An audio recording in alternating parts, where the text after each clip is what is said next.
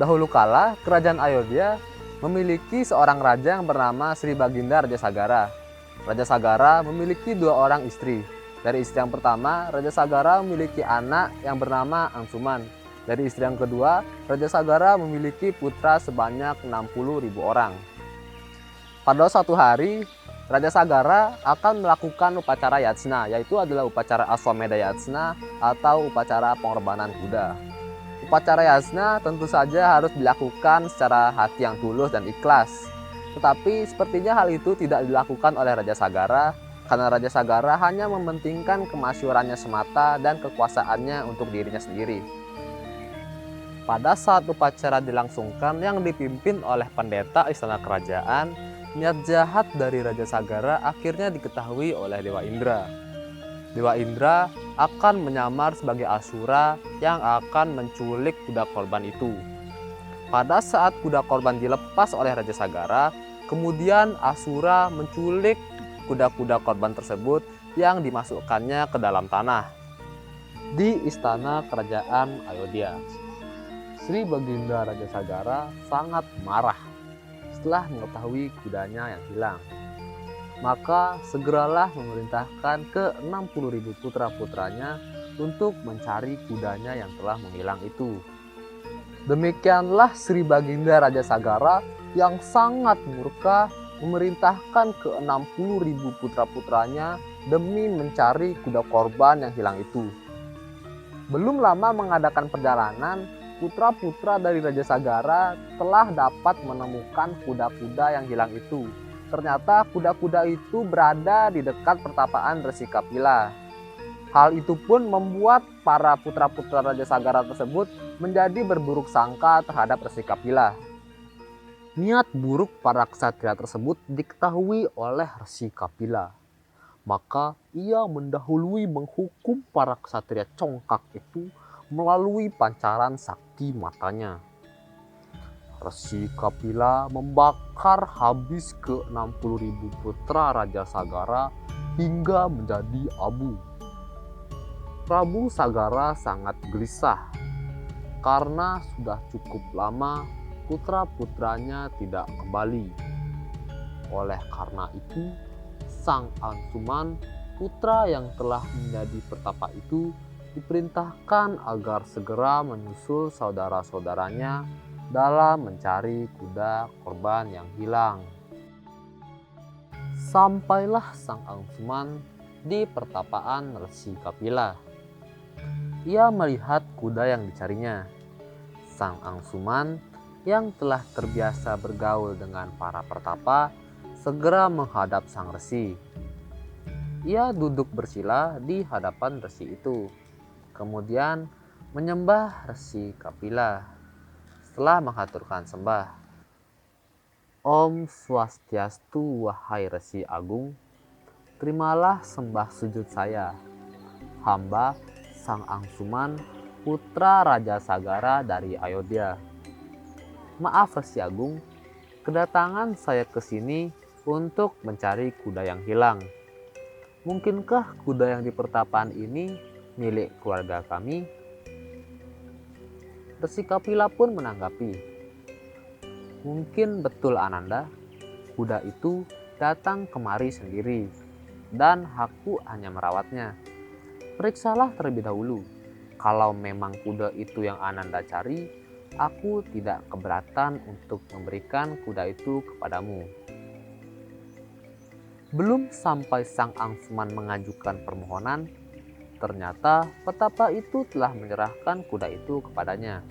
Hal ini terjadi karena Resi Kapila sangat senang melihat Sang Angsuman yang gunawan. Terima kasih Maharsi. Namun sebelum Ananda mohon diri, perkenankanlah Nanda mengajukan sebuah pertanyaan. Tidakkah Maharsi melihat ke 60.000 saudara saya yang juga ditugaskan mencari kuda yang hilang?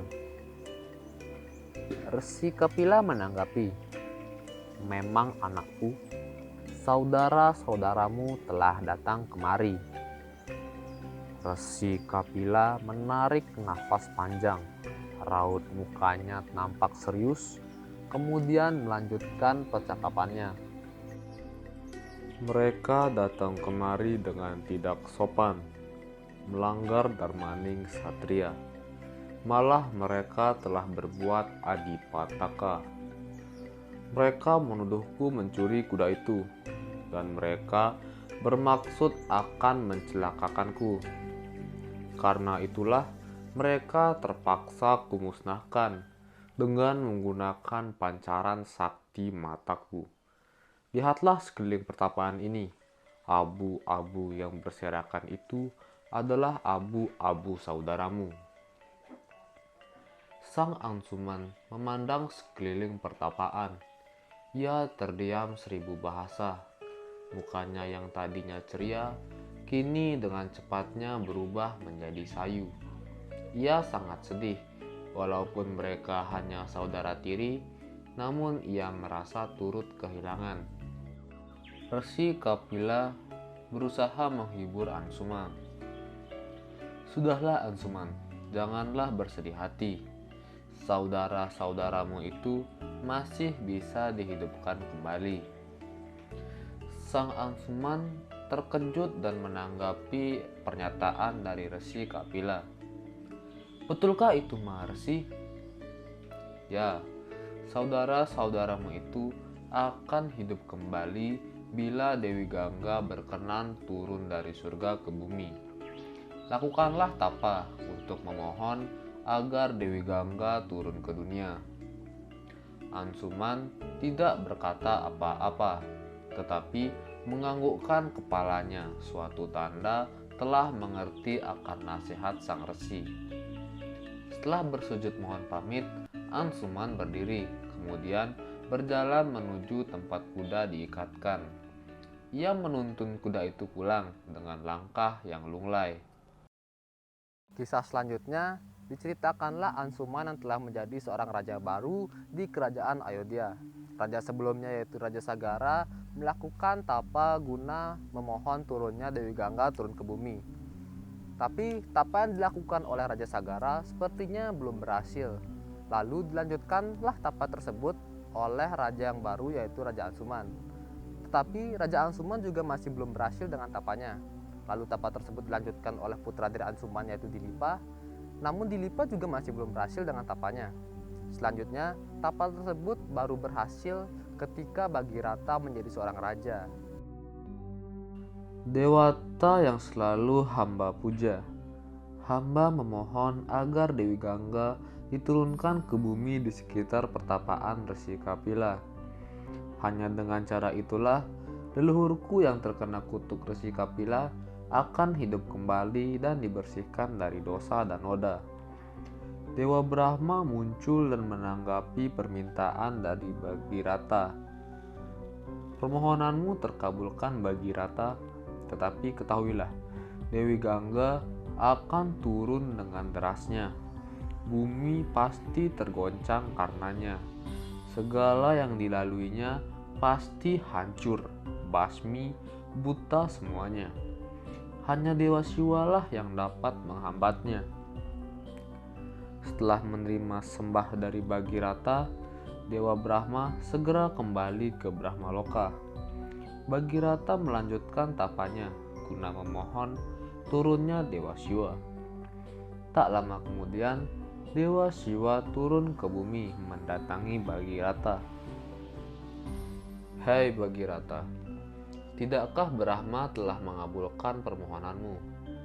Apalagi yang kau kehendaki dariku? Bagirata menjawab pertanyaan dari Dewa Siwa. Betul, permohonan hamba telah dikabulkan. Namun, apa artinya hamba dapat menolong leluhur, tetapi membencanai orang lain? Oleh karena itu, hamba mohon sudilah kiranya Yang Siwa menghambat turunnya Dewi Gangga ke bumi agar tidak dahsyat. Dewa Siwa mengabulkan permohonan dari Bagirata. Permohonanmu kukabulkan Bagirata. Tanpa menunggu sembah Bagirata, Dewa Siwa segera menuju ke puncak Gunung Kailas. Bagirata pun segera menuju ke pertapaan Resi Kapila untuk menyaksikan sendiri keajaiban dunia yang akan segera terjadi itu. Sementara itu, dunia menjadi gelap gulita dengan cepatnya. Awan hitam tebal menyelimuti bumi. Suara geledek yang teriringi dengan kilatan-kilatan petir yang dahsyat terus membarengi gelapnya bumi ini, seakan-akan Maha Pralaya telah tiba. Hal ini juga dibarengi dengan turunnya Dewi Gangga ke bumi. Dewa Siwa yang menyaksikan peristiwa itu segera berdiri di puncak Gunung Kailas, anak gunungan Himalaya. Dewi Gangga dapat dihadang oleh Dewa Siwa.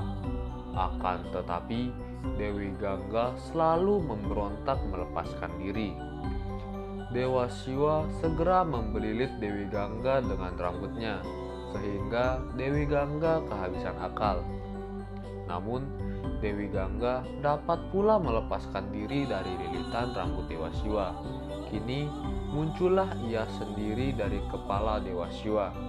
Hanya saja ia tercerai-berai menjadi bagian-bagian kecil dan besar, mengalir ke seluruh India sehingga tidak membahayakan daerah-daerah yang dilewatinya.